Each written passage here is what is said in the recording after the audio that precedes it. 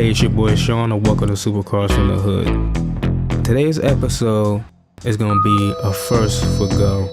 We'll be talking about two different cars at the same time. The AMG GT 4-door and the Mercedes Benz CLS. Now, I usually save Go episodes for sports cars and cars I don't see coming from a mile away. I knew Mercedes was going to replace the CLS with a new car. Okay, that's fine. But I was completely thrown off by the AMG GT 4-door. That I wasn't expecting. Now, at first glance, I thought it was the CLS with a more aggressive front bumper. Like, oh, they switched it around. But no, it's an AMG GT 4-door. Okay, they want to get in the market and compete with the Panamera or whatever else cars out there. But I'm like, isn't that what the CLS is for? Then I started thinking maybe the CLS is more luxurious, more plush, while the AMG GT 4-door is more of a sports car, more brutal, a lot quicker, and things like that. But no, the interiors are basically the same. There's almost nothing luxurious about both cars. I don't know if that's just a change in Mercedes' whole attitude and the AMG line being more aggressive looking or whatever, but where's the differences? And AMG GT 4-door and the CLS seem to take up the same space, which is confusing to me.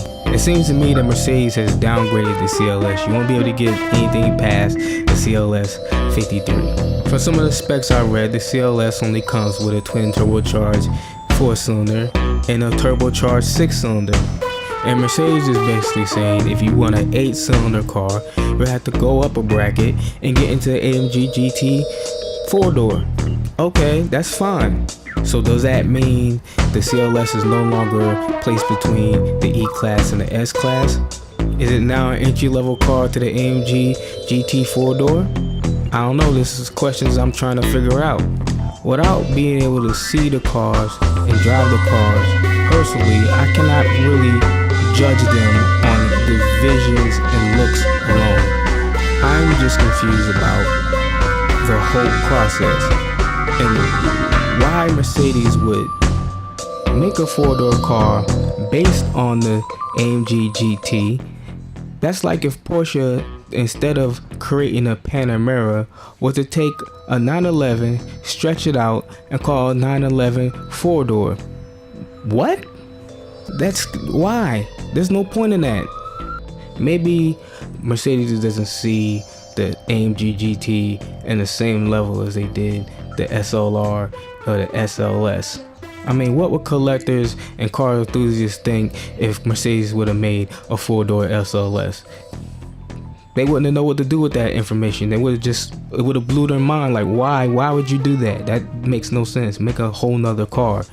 And not only make that car, but also have it in the same category as the CLS. Why? That car's already there. Now, I'm sure it has something to do with brand recognition.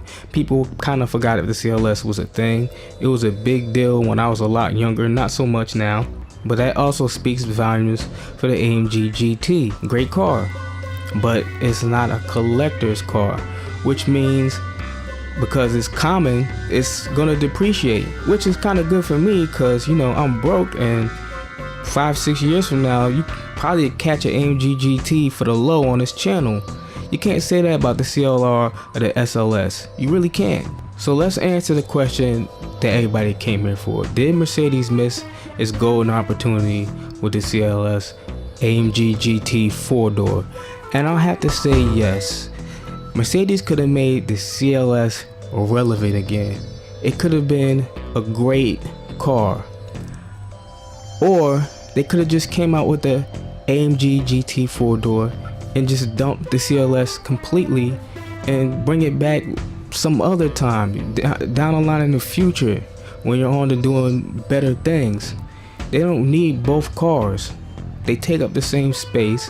One is a slightly cheaper at starting at $75,000, but the top variant is like $100,000. Why?